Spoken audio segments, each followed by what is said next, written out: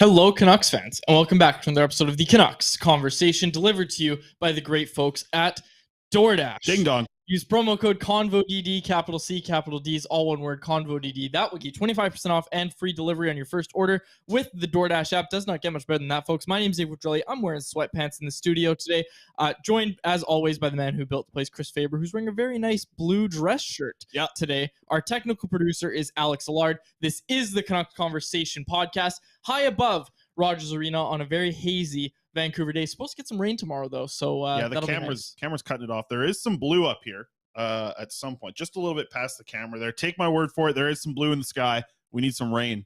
We're getting it tomorrow. Soon, We're right? getting it tomorrow. Yeah, Okay, I good. chatted with my nonno, and he informed me of the weather forecast for the next 10 days. All right, good to hear. All right, flip us over there, Alex. You got back of my head there, Alex. I'll mess it up again here. Look at the shirt that I'm wearing here. This is my wedding shirt. Off to a hot start, as usual, Yeah, for the podcast listeners. New camera as well, so I'm flexing that thing as well. Here, look at the frames per second on this thing. Oh my gosh! Enough with the look at this. We talk about it every day, but when we started switching to the live show format, I've lost all that. You were like, man, we got to make sure it's still a podcast. Like, we can't talk too much about it being a live show. Like, not everybody's watching live. And here you are. You're the worst at it. Well, I know. I know. Let me get started first off the top here before we get into the hockey stuff. Last night, Joe Fortes. I gotta give Joe Fortes a shout out. They got us in last minute. I sent out a tweet looking for somewhere to go for seafood. My fiance's friends visiting here from the East Coast. She wanted to go get some seafood. Everyone said Joe Fortes. Shot him a quick message. Boom, we're in Joe Fortes within 30 minutes. Right, that is Faber pull. I sent a tweet at them. They were right back at it. Like I said, about 20 minutes in, boom, we got the Joe Fortes. We were within sending the first tweet. We were there within an hour, and it was excellent. Wow. Food was. I don't know if Alex has this ready yet. I just put it in there. Joe Fortes. The food that I had last night, because I'm not the kind of guy who's like a pork chop fiend. But I was thinking, okay, if I'm going to this restaurant, it's $45 for this pork chop. It's probably going to be the best pork chop I've ever had in my life, right? Okay. And like, I don't think I have the highest standards for pork chops. Like I've had cheap pork chops before. Mm-hmm. You take it back with my grandma. She'd put applesauce on the side. Okay. Applesauce and pork chops. Got the photo up here on YouTube now. Look at this thing. Beautiful. Cut it in half. Got a little apple chutney or something on the bottom right there. Please don't walk me through this plate. How was it? Was it good? I don't know what this. I'm looking at. I don't know what this is. This thing on the bottom left of the photo, people can see. I don't know what that was. I didn't eat it. I was scared to eat it. It looked like a turnip or something. But carrot, mushed up that's carrot. the thing about these fancy restaurants. The vegetables are just covered in butter. That's what it is, right? Like that's what makes them taste fine. But it was excellent. Best pork chop I've ever had. Biting into this thing, it was like I was eating a chunk of charred butter. It was excellent. Okay. People are jumping in the chat. Joe Fortes, awesome stuff. People are jumping in the chat. Some people pointing out our motto of no free ads. I didn't get any free Joe Fortes. I didn't say it for me and Alex. Neither did I. I didn't get anything for free at Joe Fortes. What's this shout out for? Because they got us in last night real quick. We were scrambling to get probably should have looked ahead and tried to get an actual dinner set up. But this was awesome. It was excellent food. They got us in because I shot him a tweet. The Cactus Club on Schoolhouse in Coquitlam gets me in all the time. Me and my girlfriend gets us in real quick, easy. This Joe Forte, they had a guy playing the piano in the middle of the staircase. And I was like, oh, it's nice to like the ambiance in here is beautiful. It was a live piano. That's what it was. I saw a guy playing the piano on the SkyTrain the other day. You just need to go on the SkyTrain, way cheaper. No, this was worth it. Okay, this was a nice meal. Best calamari I've ever had probably in my life as well, too. But this was a back and forth, boom, instantly got us in on a Wednesday night, busy Wednesday night. A weeknight. It's a weeknight. Okay, they'll tell me. You know how many empty tables there were in there? How many? About the same as you'll see pianos on the SkyTrain. There was no empty tables. It was a jam-packed little area. And it was beautiful. They set us right up. It looked like a custom set up table in the corner there. They really hooked us up there, Joe Forte. Shout out to them. Okay, yeah, shout out Joe Fortes. If you're listening to this, get me a table and we'll be on board with it. YouTube chat. I sense the jealousy in your voice. That's all I really hear here. That's fair. YouTube chat pretty early on here, jumping in. Hassan Ahmed jumping in and saying, Faber on the phone, do you know who I am? Yeah, no, not quite. Yeah, they got me a reso. I just called and yelled at them and they figured it out. I didn't even yell. I was back and forth. No, I know. You don't yell.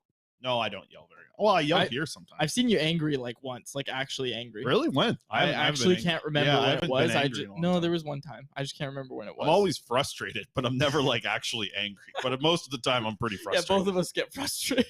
All right, let's get to it. Winnesota, you see it on the bottom there. Smart little thing that put Alex has got his little bar on the bottom. Winnesota, Vancouver Canucks bring their 0-3-1 record into Minnesota. See if they can salvage a win on this road trip, because I tell you, things have not been great for the Vancouver Canucks so far. We've talked about it enough. Multi-goal leads in all 4 of the first games of the season. They've lost them all. Tonight is where we wrap up this road trip. This road trip from hell, you could say, if they end up not pulling out a win in this one. And this is going to be one of the tougher matchups of the road trip, going up against a big, strong Minnesota team that I think we've seen this from the years past here. This Minnesota team plays the Vancouver Canucks very strong, and I don't think the Canucks have the best matchup when it comes to physicality against what you're going to see from Minnesota. And, you see that top line, obviously a lot of skill there with Kaprizov, Jordan Greenway. I just feel like he feasts on the Vancouver Canucks when he plays against this team, as well as Marc-Andre Fleury, I believe, expected goalie. Like, how good is he against the Canucks? Like, this is not setting up very well for the Vancouver Canucks, but we are going to see some shakeups to the lines. By the way, 5 o'clock puck drop, right? Am I right with that? 5 o'clock, 5 o'clock puck drop, so like a little early, but not super early. Like, I like the 5 o'clock puck drop this night. You might get the Stanchies by midnight tonight. You'll see see how many dinners Wyatt's eating tonight. I got to be honest with you. Okay, so first Stanchies came in and, it was late. I fell asleep. We all know that story. But then another one came in and it was, it took like 3 hours after final whistle. And I was like, okay, like this seems like a long time. Like what could Wyatt possibly do? And I will never say that again. I wrote the Stanchies the other night. It was a lot of work. And I had Gift Master General Lachlan Irvin doing gifts for me. He did a great job, but it takes a long time. But anyway, let's get to this Minnesota game. Like you said, Chris, not the best matchup, we don't think, for the Canucks. And further to this, Minnesota's 0-3 on their season. They're hungry too. There are 3 teams in the NHL that don't have a win as of this recording. Obviously, if you listen to the podcast the next day, one of these teams will have a win. The Minnesota Wild, the Vancouver Canucks, and the San Jose Sharks. Just those 3 teams. And San Jose's 0-5 already. I don't know if you've looked at the standings. San Jose is 0-5. So Connor Bedard. He wants to stay on the West Coast, Connor Bedard. Yep. That's right. Yeah, he informed the San Jose Sharks that he wants to sign with them.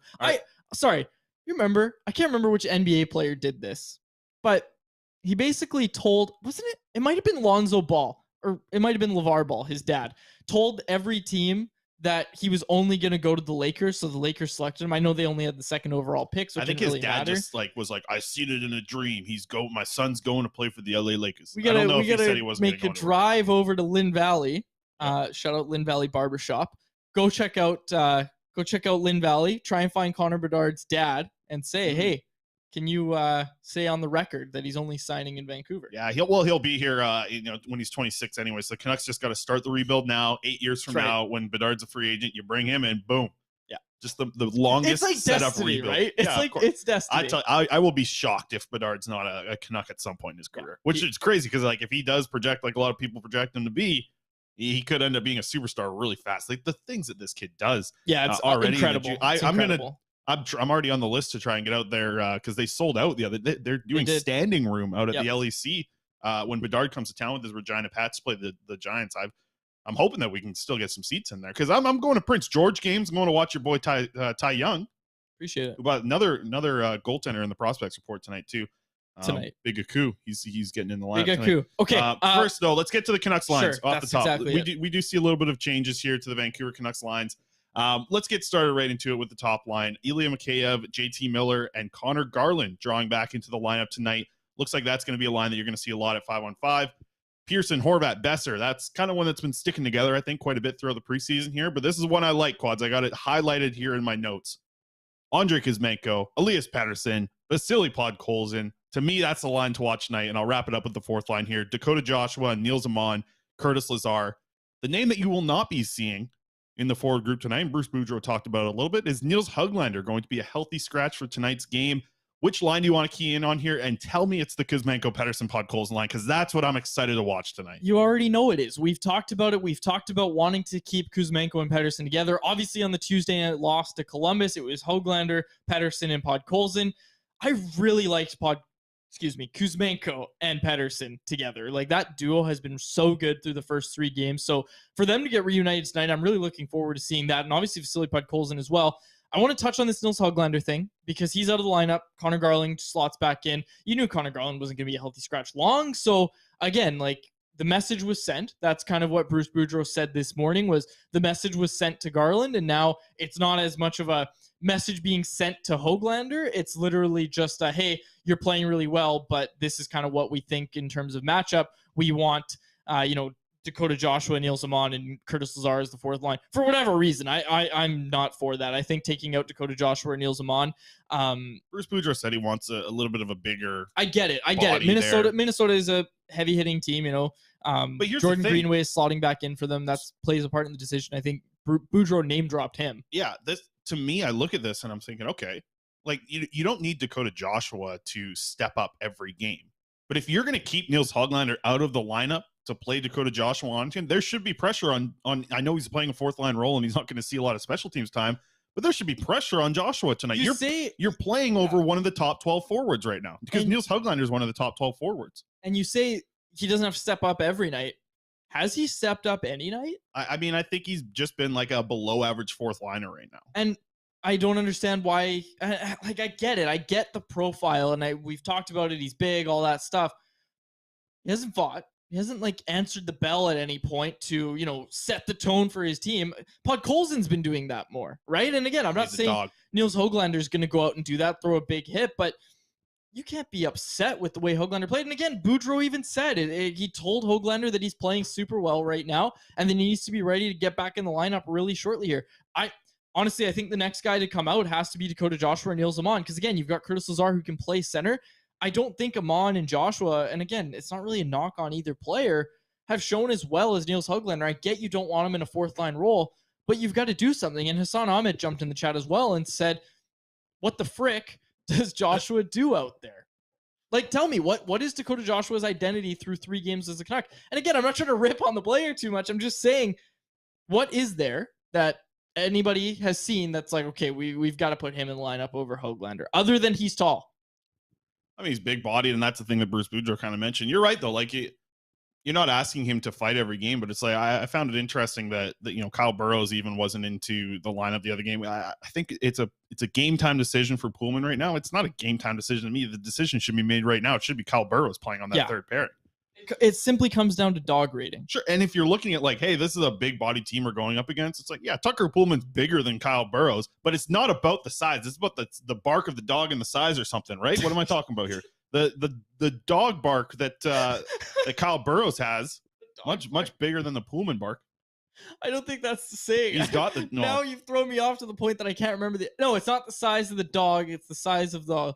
No, it's not the size of the dog in the fight. It's the size of the fight in the dog. Yes, that's right. And right. Kyle Burroughs is, his dog rating is high. It's quickly on the defense pairing. The team, and no one's even close to Kyle Burroughs. Quickly on the defense pairing at morning skates today, Riley Stillman and Jack Rathbone were slotting in and out. I don't want to talk too much about the lineup because, again, we don't want to date it for the people that listen to it the next day. But quickly here, Jack Rathbone's got to get a game. No, that's the thing. We'll go nuts about Jack Rathbone on Friday's show. If the Canucks end up losing this game, then it's an all-out Jack Rathbone praise fest. Jack Rathbone's got to get in the lineup. And again, talking to Sportsnet's Ian McIntyre, Jim Rutherford even said, Rathbone's got to get a game in here. So I won't be surprised to see Rathbone slot in. But again, it's got to happen. And again, the fact that Stillman was rotating in at morning skate with Rathbone, I'm not sure how much I like that. Obviously, Thatcher Demko gets the crease again tonight. OEL Myers, Hughes Shen rounds out your pairings for the Canucks tonight. We're going to be joined in moments by Kevin Woodley of InGoal Mag, and I'm sure we're going to have to put on the Faber sleeper cam for that one because it's goalie talk. I got my big strong energy drink from the States today. No free ads, but this thing's amazing. Somehow we've gone over. It's been 2 weeks since we've started doing live shows, right? Yep. Somehow we've done 2 weeks and we haven't had Woodley on, and that upsets me a lot. I know you want the midweek Wood. You want to get him on here Wednesday, get him on the show. Yeah. Or what's today? Thursday? Today is Thursday. Thursday. This week has just been one of those ones where I was convinced all Tuesday I thought it was Wednesday, all yesterday I thought it was Friday. Every day here. That's what I said. Shout out Joe Fortes. They got me in there last night. I thought it was Friday last night. My days are mixed up. We got Kevin Woodley coming up here in just a minute. There are some things to bring on here with Woodley. There's a lot to talk about, I think, with Thatcher Demko in the first part. Obviously, he's obviously not been off to a great start with the Vancouver Canucks at this point. We'll have to see what he's been seeing. As well as I'm interested to hear Woodley's perspective on it because listen, you're a goalie guy, you know this.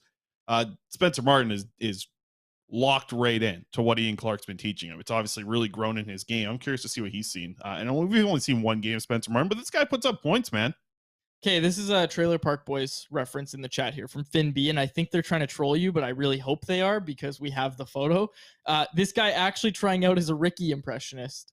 Does he mean Dollywall or does he mean Trailer Park Boys? Please clarify in the chat. Both, yeah. Because if it's Trailer Park Boys, we've got a photo for you. Yeah, it's true. I've the Trailer Park Boys posted a photo of me on their Instagram. That was one of the best Halloween costumes I've ever seen. It's incredibly easy for me to flip flop right into being Ricky from Trailer Park Boys.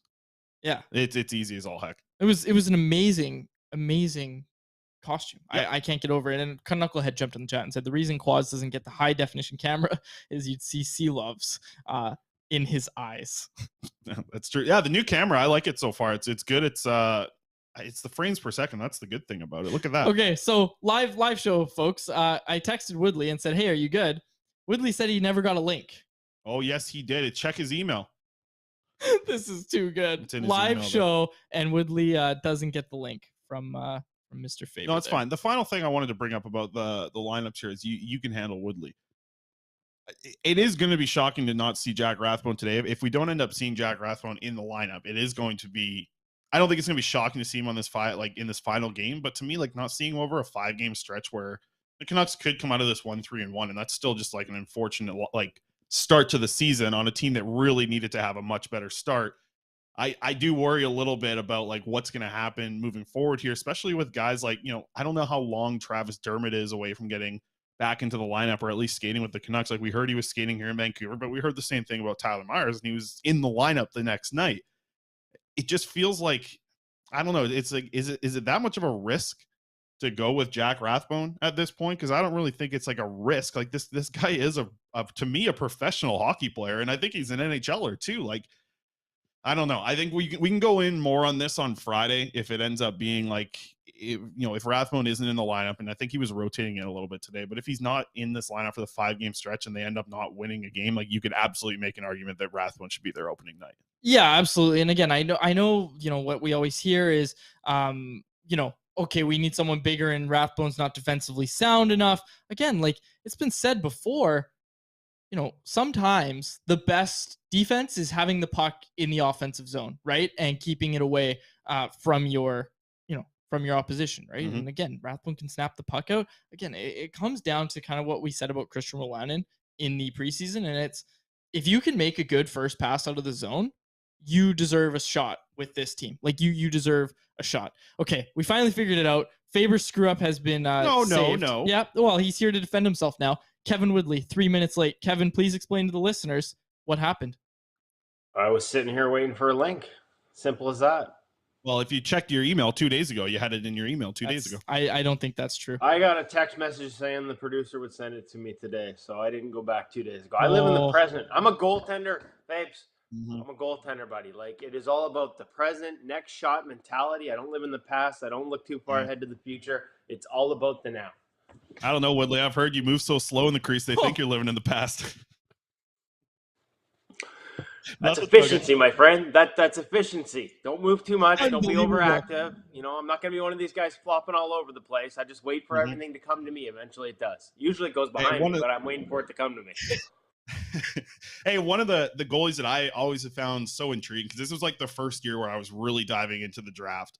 And it was the draft of Spencer Knight, who you guys just had on InGoal Magazine, the podcast. Talk us through that interview a little bit, because I feel for him being such a high regarded prospect going into the draft and to the stage that he's at right now, that's a really cool path to kind of chat with a player about. Yeah, and it's actually the third time we've had him on. The first one was heading into his draft. We actually had him for a full hour, a couple months heading into that draft. And then I think the second time we had him and Dustin Wolf call in after they won World Junior Gold. So we did a sort of double hit with the two of them, and to sort of see his progression, both as a goaltender, but also in terms of, just mindset and mentality has been kind of interesting. The way he answered questions kind of changed a little bit on us. Just a little more, I don't want to say guarded, but a little more almost thoughtful and measured, like just thinking about the answers quite carefully in terms of how he's changed.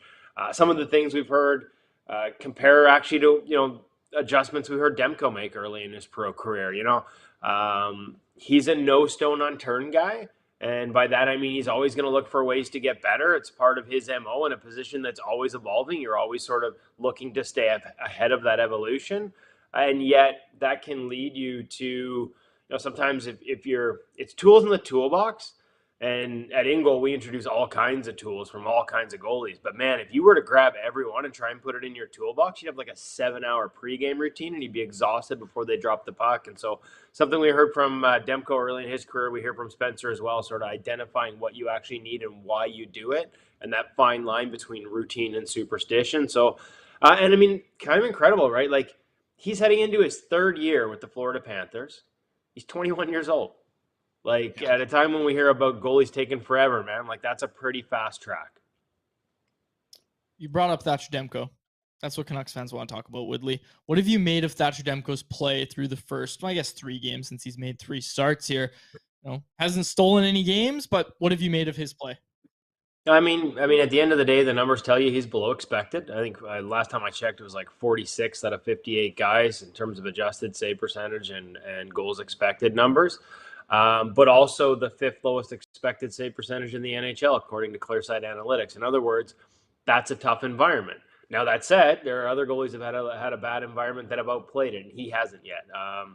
So I think it's been a bit of a tough start. I do wonder a little bit about having an off season where he wasn't able to do his normal sort of, when he would start his normal routines just because of the off season knee surgery. I think that this possible, even though the fact he's been here in Vancouver since August, working with Ian Clark for a month, that, just that game speed and that game pace has been a little slower.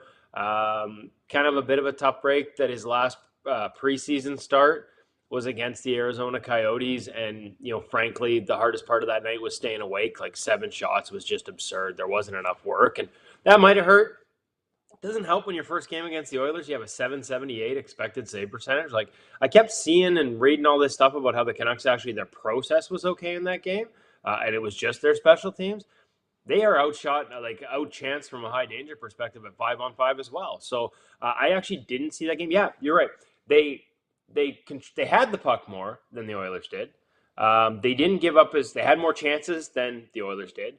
But the Oilers had 18 chances and 9 of them were high danger. Like, that's not a recipe for a good night for a goaltender. And, then in the Philly game, I don't think anyone was sharp, and I'd include him there. And then, the Washington game, the one that hurts for me is the Carlson goal. It's a cross seam pass to a good shooter, but that puck's outside hash mark. And normally when Thatcher's playing well, he's into a reverse VH on that left post and then bang, right up and out and square on Carlson, and he sort of stayed down in what I would call a sharp angle technique on a shot that certainly wasn't a sharp angle shot, and he paid for it. So some uncharacteristic decision making.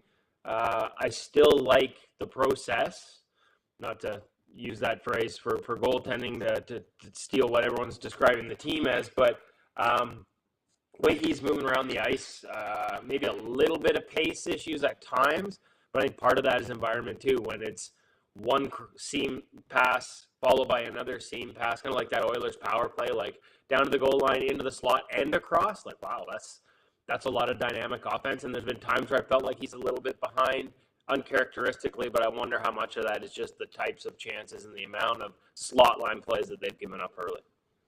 Hey, Woodley, we're having a little problem with your audio for some reason. We're really not sure why. It just, the second half of that answer went into crust mode, but we can still make out what you were saying.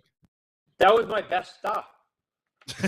We're hearing you, but it's just like, it's hard enough for me to listen to you in the first place. Now I got all this static in the background. We'll see. Get you to reconnect here, Woodley, and then we'll touch on Spencer Martin in just a second.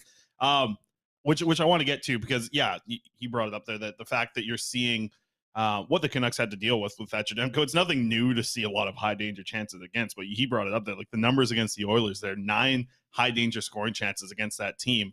And look at the players that you're going to have to be going up against there to get those high danger chances against. Like, that is a real tough situation set up. But now, like, what I do want to transition to is a little bit of just Spencer Martin, and like the evolution that we've obviously seen from Spencer Martin up to this point here is nothing short of like incredible, right? Like, to see him come into this organization. I know your guy Chris D'Elia is your favorite goalie of all time. You let in 195 goals in his AHL debut at the Canucks, but maybe he's going to be on the same track, just kind of getting here with these new goaltending coaches. Okay. We got Woodley back here. Let me ask the question. With Spencer Martin. Okay, well, this is what you say. Do your Spencer Martin talk. Oh, sorry. Which is, watch him twist this into Archer Seelov somehow. Woodley. No, that's coming. That's coming. But we'll start with you keep ripping on Colin Delia over there. You keep saying he let in 109 goals. That's not what happened. I think it was 240. Woodley, you and I both talked to Colin when he was out at 8 Rinks. He talked about his outlook on the season being kind of, bringing in some structure to his game. Obviously gets lit up in his season debut. What's that process going to be like for him this year? Well, I think it's really easy to forget. I mean, this is why when they signed him, and I saw some people talking about him maybe being the backup here and maybe, taking that job from Spencer Martin. My take was that if you look at the process Spencer Martin went through, it probably wasn't likely. It was going to take some time. And, I think maybe you're seeing that early. It's pretty easy to forget that Spencer didn't play for an entire, month and a half. You'd know, Faber. You're down there all the time. The timelines are a little fuzzy to me, but I remember going down to Abbotsford and all he was doing was practicing. Like the changes you're talking about, you don't just snap your fingers and they come. Like these are, stance, setup, movement patterns that have been ingrained for years. You're asking a goalie to sort of change them. And when the bullets start to fly for real in a game environment, that's where we tend to go back to old habits, right? I always make the comparison to a golfer making swing changes and everything looks great. And now you head into the back nine on Sunday and you're in contention and you're under stress and the old swing comes back under pressure. Like we go back to what we know. And so this is not going to be a quick process. It's why I thought Delia, give him a month and a half into the season before you really judge him. And frankly, I thought that that would be the timeline before he maybe became an option if Spencer Martin struggled for the Canucks in that backup role. But I didn't see it happening out of the gate because the changes are significant. They're not easy and not everybody makes them. Like not everyone's going to be able to go through the process and come out the other side comfortable with it. And you add to that, we've got a new goaltending coach in Abbotsford. And so, he's also going through this process. Like as much as he believes in the stuff that Ian Clark teaches, there are parts of it that he's never taught before himself for Marco Terranius. And so that's new where it's, Spencer had Curtis Sanford, who not only was coaching or preaching from the same coaching book as Ian Clark, but had been through that process as a goaltender, knowing how demanding Ian is, knowing how demanding he was of the changes and how hard that could be as a goaltender. Like Curtis was perfect for that because not only did he understand it technically, as Marco does, and as he's learning, but he also had lived it, like in the NHL. So I think this one might take a little longer. But I'm certainly not judging on however many 100 goals Faber says he gave up in the opener because I never expected this to be a smooth process early. Okay. And Faber wants to ask you about Spencer Martin, but before that, Mikey DiPietro, what's his season outlook this year? Because he's in the AHL. How many starts is this guy getting? Take us through the whole AHL setup for Abbotsford. I mean, it's interesting, right? You have the veteran guy and you have these two young guys and one guy that's looks like he's on his way out of town, right? And of course, the best goalie of all time, Seelov's. Like, can you just walk us through maybe what you expect or what you're kind of, kind of expecting to see from this AHL trio that they have? Because, Patrick Allvin told us in the offseason, we don't want to have 3 guys here. We're not going to have 3 guys here. And we're here. The season started. They got 3 guys down there again. Well, it's early. And I think part of this will be the adjustment period for Colin, right? Like, and his comfort level and what they see out of him and whether he's going to need more time just to practice and not to play games. Because like I said, that was a big part of the process for Spencer. And that's why, I wasn't willing as much as he'd asked out and there was talk of Mikey being traded. I wasn't really willing to write him off because I figured there'd be opportunity here. Much as there was last year when Spencer wasn't playing early on. And so we haven't seen it yet. And I'm curious to see how this goes. I mean, my understanding is they have a spot in the ECHL, might be Kalamazoo. Like they have a goalie spot set aside for someone. Who it ends up becoming, I know Quads, you've talked about this before. Like people forget, if you're on an NHL contract outside of your entry level, you don't have to go to the ECHL. Jordan Binnington refused exactly that demotion with the St. Louis Blues, spent a year in the Boston Bruins organization in the AHL, and the next year won a Stanley Cup with the St. Louis Blues. So whether that's something Mikey would consider, I honestly can't answer. So I just don't know. I don't know how this is going to play out. It's fascinating. I don't know that, like I said, there needs to be any rush in terms of where Colin fits into this. You have to give that time. But in the meantime, if that means more games off, you'd like to think that Michael DiPietro would get a shot And yet if Silovs is first in and does well, maybe not as many opportunities as you'd expect. So I haven't asked around behind the scenes whether there's been a request for him to go to the ECHL or not, to be honest, at this point. But I think people need to remember that it's not automatic. That's not something Michael DiPietro has to just by default accept. And we'll kind of see. I think this weekend's another tell for us, because we saw Mikey dress for one game, didn't play in either of the two games last weekend in the AHL. You got a game on Friday, game on Sunday. We'll see what happens with the goalies in there to kind of, before we really start to dive in, see who's getting starts. Is Mikey getting minutes at that point, 2 weekends into the season? I think that's a big tell for us anyways. But final one I want to wrap up with here, Woodley, before we let you go. Harvard gets going tonight. Akukas Genvo, we loved what we saw from him at development camp. I know, he's got to carry his arms around because they're dragging so long. He's got 5-foot-long arms when he's a perfect-looking goaltender for what you want to see from a prospect. Wondering what the situation with him and Harvard might be. It looks like the returning goalie, the starter from last year's back. So to see what he's maybe going to be able to do in the NCAA, first talk us through what you liked from Kuzmenko at development camp and what you've maybe liked to him as a prospect. Well, first of all, I love that you identified length, because that's certainly one of the things that the Canucks talk about, length of goaltenders. It's also why quads could never be a goaltender. You've probably seen this firsthand, Favor. Anytime the check comes, those little alligator arms come out, and he can't quite, he fully Tyrannosaurus Rex anytime it's time to pay the bill. I don't think that would translate very well for goaltending either. So, sorry, quads, as much as I wanted to get you in the nets, I don't think it's going to happen. Honestly, I don't know what the situation is in terms of what expectations are for starts. I think the NCAA is very much a results business. Like if he were to get opportunity and get off to a fast start, there'll be more opportunity. But it's also a place that sort of favors veterans and seniors. And you'd have to tell me, Chris, to be perfectly honest, whether the returning goalie is a senior or not. If so, then coaching staffs are all different.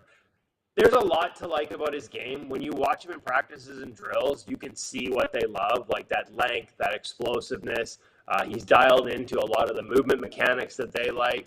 I was a little bit alarmed would be the wrong word, but all those things that you loved in a drill environment, in a goalie drill environment, and even in a player practice environment where it was more controlled, I don't say disappeared, that wouldn't be fair. But he didn't apply them the same way when it was live fire. When we got into, hey, it's just one scrimmage and there's lots of pressure and I don't want to read too much into it.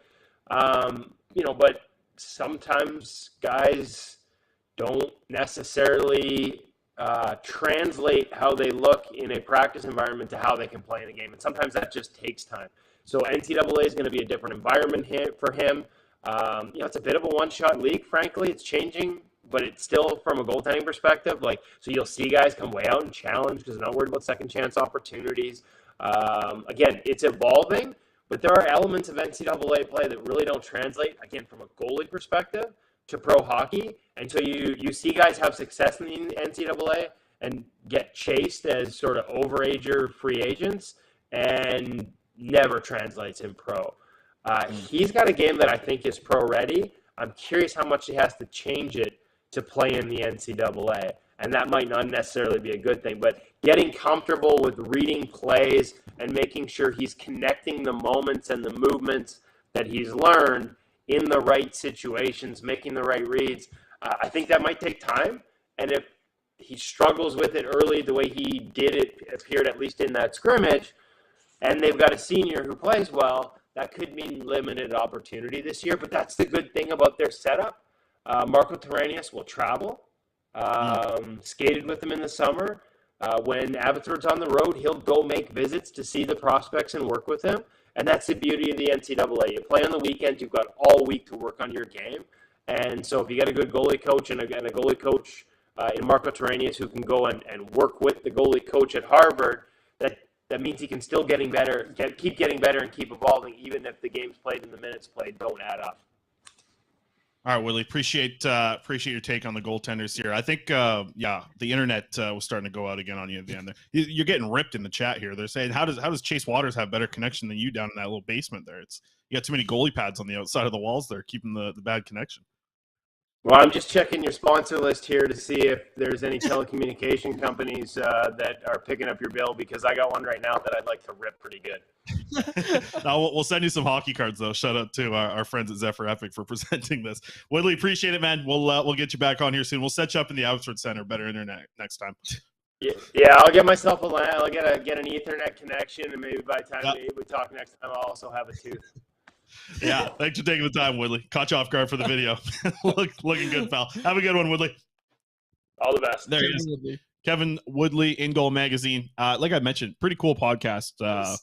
It's so hard not to laugh. I know. Well, you got everyone in the chat here. Lisa's lighting them up. Knucklehead's lighting them up. Knucklehead came up with Woodley Cody bought 3,000. The robot invented to destroy Chris Faber. Someone earlier said that I was the one destroying. Yeah, Hassan said I was destroying Woodley's. Yeah, to get out of goalie talk. You wanted goalie talk to end. Yeah, I mean, listen. Good stuff from Kevin Woodley. I like Woodley, okay? I like Woodley. I know I give him a lot of crap great. around the shot. I like Woodley. Woodley's the best. One of my top 3 people to sit beside in the press box is Kevin Woodley. Oh, absolutely. Because it's like, you can ignore him when he's talking all the goalie stuff. You just ignore whatever he's saying. But then when you actually need some goalie stuff, you ask him, he knows it. He's good for goalie stuff. I'm what happens when you don't ignore Woodley's goalie talk. God. Well, you're impossible to ignore. Like a chipmunk in your ear the whole time. All right. Let's get to the poll question. Atlas Goods poll question. Bring it up, Alex. I don't yell at Alex. By the way, we didn't mention it.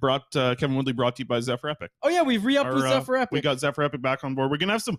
What I'm thinking is we're going to get some packs from here soon. We'll open a pack live on because that's big on YouTube. We put that in the title. 40,000 views instantly, apparently. There it is, right there. Zephyr Epic. Zephyr Epic. Our promo code. Yeah. Hockey season. Capital H, capital S, all one word. Hockey season. That will get you $5 off your Cities is coming order. back. Cities I'll be bringing it back. This is all news to me, so I just have to remember that ad read off the top of my head. Mm-hmm. So just so people know it's coming back. I know promo people code like that. Hockey season, $50 off any order. Canada-wide, free shipping. I'm not going to ask you from hockey cards to pork rinds. Let's get to it. Here we go. Let's see that transition on another Canucks podcast. Yeah. Good luck. Poll Atlas question. Goods poll question. Go to atlasgds.com. Use promo code CC15 for 15% off your first order of pop rinds. You've heard us talk about them before, folks. And I'll tell you what, people say, they're like, there's no way you guys actually like the pork rinds. They're delicious. They are not like, people in the chat say it. They say it's because of those yellow bag pork rinds. Those things are trash. The ones that come in the yellow bag, they're stale. These are fresh and hot and oily. So promo code CC15 at atlasgds.com. 15% off your first order of pop rinds, the best fresh pork rinds, straight from your microwave or air fryer. Put whatever popcorn seasoning you want on. Put whatever you want on it. Our poll question today. 2 minutes in the air fryer, too. Not 50. 2 minutes. Quick, that's about it. Nice and quick. Not very messy either, because it's like popcorn. Yeah. It's great. The Son says you can eat them on air. Yeah. Okay. So we should eat them on air. That's a good idea. Yeah, we should too. Okay. I can be back in 3 minutes with a thing of pork rinds. That's true. Okay. Our poll question today. The Canucks reverse retro jersey is top 10 in the league, mid, bottom 10 in the league. And as always, I'm angry. Chris, what did you vote No, how's Alex feeling right off the bat? Yeah, let's see how Alex votes. Producer Alex here going to vote real quick. He's going with bottom 10, top 10, mid, top 10. And he goes for top 10. So you know what? I've seen this take. I think outside of the Canucks market, people do like these jerseys, but I think the reason why I'm going mid to bottom 10 and kind of in that category is like, there's so much potential to have the white skate jersey come back or have something with the flying V or something. I don't need the Johnny Canuck. The Abbotsford Canucks are the Johnny Canuck jersey. Yeah, no, and I think that's my take too. But outside, I've seen like a lot of people outside, people doing their big rankings. They're putting the Canucks in like their top 10 or like the good tier of these reverse retro jerseys. So maybe I think it's just people in this market know the potential that we could have. Yeah, and Flynn McCoy jumped in the chat and said bottom 10. Look, like I've seen that a lot. Look at the replies to the Canucks announcement tweet of it. It ain't good. People aren't happy, but my take, I think that with the right pants and the right socks. Pants. Yeah, pants. Yeah, okay. Hockey pants, that thing they wear to make a uniform. I don't know if the pants are the make or break for me. Absolutely. If they do this correctly, they have a chance to make a really nice jersey here, but they can't screw it up. What do you think of the number on the chest there? I like that, but I found it really funny. I found it really funny that the launch video or whatever, the first one didn't have the number on it. Like it was just a blank jersey, but then the back of it said Canucks. So it was really confusing for that reason. I was like, oh, I guess they didn't go with the number, but apparently they did. So really, really interesting. I don't know. Do I like this better than the Sprite jersey? Yes. I like it a little bit better than and I own a Sprite jersey. I own a Nate Schmidt Sprite jersey. Yeah. But I like this a little bit better, but to me, it's like, I don't know. I don't love the Johnny Canuck logo that much as kind of the main thing. Like I like it as a secondary thing. Maybe like you said, you put it on the pants. Put it on the pants. Okay. Put it on the pants. Put the Johnny Canuck on the pants. The only thing I really like about this jersey, listen, the piping's nice. I like the piping. I saw someone do a crop up of the of what the stick and rink jersey would have looked like in this. I think that looked a lot better. I like that they've gone a little bit different direction. I do enjoy the number on the jersey there, on the front of the jersey. And some more. You won't see it on the left sleeve.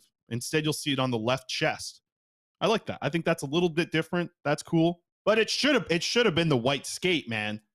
It should have been the white skate. I agree with you. And I think that's outside the market. And that's why Alex thinks it's the best jersey in the league, he says. And he's in my ear right now. He's saying best retro jersey in the league. But I just think that we know the potential that you can have with the black skate jersey. We know the potential you can have with the flying V. There are better options. As long as you stay away from that millionaire's junk, that's fine with me. But like, I just think that here in the market, we just know that there's more potential to have a nicer jersey. Outside the market, they like it. Both of us agree we don't like the millionaire's jersey. Like we've talked about this off air. We've always hated that jersey. We got let's see all the. You can pull it up here, Alex. I got all the jerseys here as well. As we wait for that, the chat's jumping in here. A lot of people jumping in and giving their take on it. Hassan Ahmed said that logo is way too ECHL. Sensitive Orca asked, what's the history with Johnny Canuck? We'll have to do a whole episode about that because we don't know it off the top of our heads. Unless you do. I definitely don't off the top of my head. Not off the top of my head. Yeah, exactly. And Flynn McCoy jumped back used to wear them. And said it's not bad. It just looks like an AHL jersey. And yeah, it does. It literally looks like their ECHL as well. Yeah, ECHL logo. Vibes. Yeah, absolutely. Let's see all the jerseys, Alex. You got that loaded up here, reverse retro. Yeah, all the reverse retro jerseys. And there's a couple that really stick out to me that I like. I really like Vegas, and again, this is all over Twitter, so this isn't. Did you see that? Is it glow in the dark? It's glow in the dark. No way. Yeah. So actually, they said they were like, the reason we made it glow in the dark is because of the neon lights of the Vegas Strip.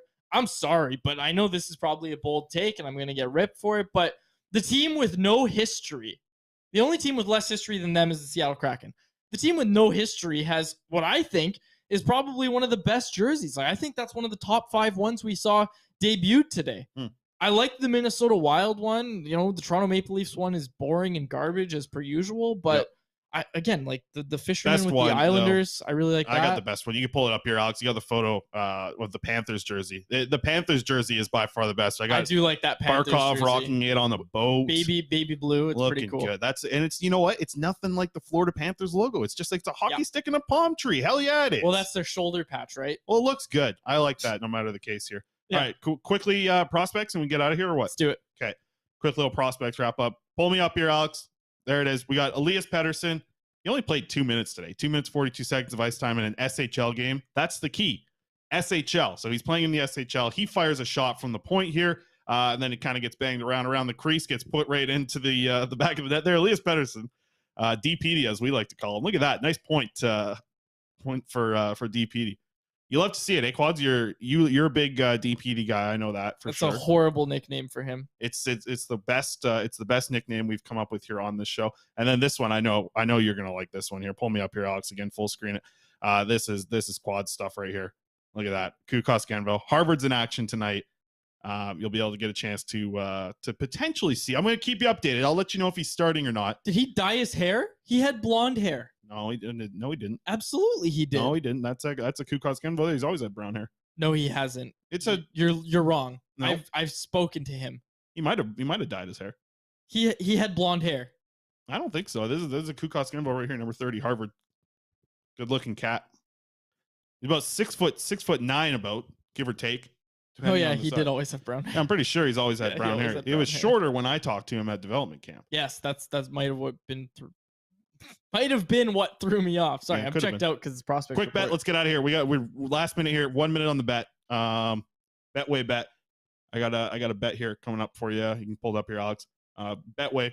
Please play responsibly. Must be 19 years of age or older to pull this one off.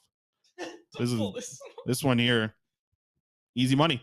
Over 6.5 total goals. So that's between the game. You get all you need is 4-3 game.